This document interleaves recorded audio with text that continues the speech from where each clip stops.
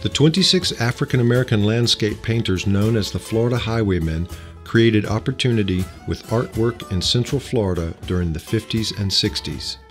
Their body of work of more than 200,000 paintings blazed a trail for African-American artists and so beautifully captured Florida's unique backroads, scenery, and natural views.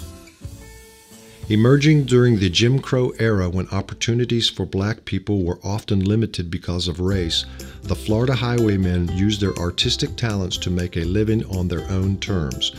Barred from selling their paintings in galleries, the Florida Highwaymen showed resourcefulness. They stacked paintings on the roof of their cars and set up shop along Florida's Beach Road and main tourism highways, A1A and US 1.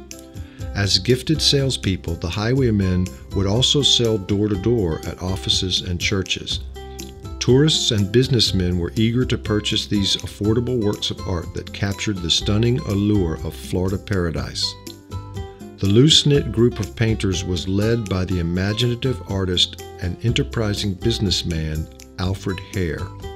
While most of the Highwaymen were not formally trained, Hare and early highwayman Harold Newton received instruction from the renowned Fort Pierce landscape painter A.E. Beanie Backus, also a fellow Folk Heritage Award winner. Under Beanie's guidance, Hare was encouraged to paint Florida's wild landscapes by instinct and imagination. He shunned traditional painting methods in favor of quick, brisk images of Florida's tropical beauty in bright colors. He developed the quick painting techniques that were crucial to the Highwaymen's prolific output. He passed down his techniques to other black artists who wanted to leverage their artistic talent. Focused on high production, the Highwaymen could paint between 20 to 30 paintings in a day, working in assembly line fashion. To cut down on costs of art supplies, they used less expensive materials that worked equally well.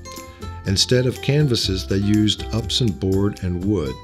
Instead of picture frames, they repurposed crown molding.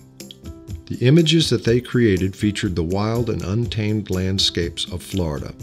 From gloomy, moonlit swamps to flame-red royal poinciana trees, each painting is a lasting testament to Florida's enduring beauty. These evocative images were most often painted out of the artist's imagination and lived experience with nature. In 1970, Alfred Hare passed away. Losing Hare's charisma and leadership combined with a change in consumer tastes and dwindling tourist traffic, the Highwaymen fell on hard times in the 70s and 80s. While a few continued to paint, many of them found other means to support themselves. Fortunes shifted in the 90s when the Florida art collector and gallery owner Jim Fitch wrote an article that highlighted the Fort Pierce-based artists. He dubbed them the Florida Highwaymen to describe their roadside sales tactics. Fitch's article was soon followed by a piece in the New York Times which lauded the rediscovered Florida artists. Their paintings are widely sought by collectors all over the world. Paintings that used to sell for $25 now sell for thousands of dollars. Once kept out of galleries, their works are now proudly featured in exhibits, art collections, and museums, including the Smithsonian National Museum of African American History and Culture. In 2004, the Florida Highwaymen were inducted into the Florida Artists Hall of Fame. They are now a major focal point of Florida's heritage and cultural tourism, including the Florida Highwaymen Heritage Trail and Festival in Fort Pierce. Iconic Florida artists, the story of the Florida Highwaymen represents the power of asserting creativity, resourcefulness, and talent to overcome difficult circumstances. Each painting they created is a lasting monument to their ingenuity and the natural wonder of Florida.